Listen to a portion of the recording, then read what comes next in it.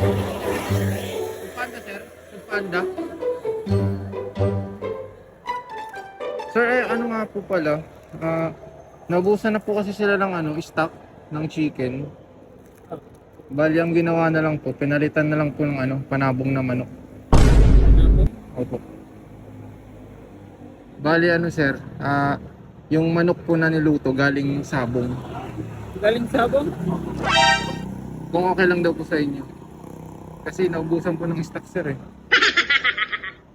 Galing sabong.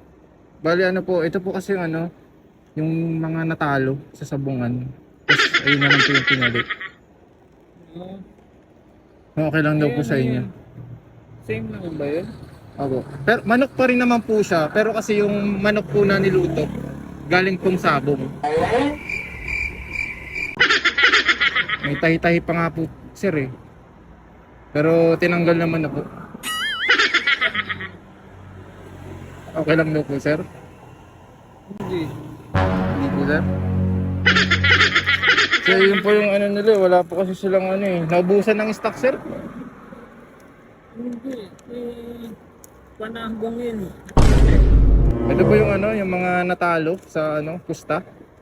Ayun na lang po yung niluto nila kasi Bakit yun? ayun nga, sir, hindi ko rin po alam, sir, eh. Ay, ilan po sabi sa akin, panabong na lang naman ako yung ipalit kasi wala nang stock.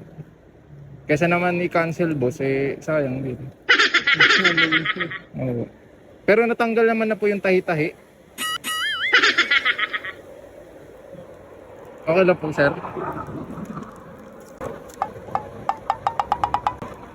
Manok pa rin naman po siya. Di, joke lang, sir. Prank lang po. Joke lang, sir. Vlogger po kasi ako, sir. Salamat, sir. Prank lang, sir. Ito, sir. Thank you, sir.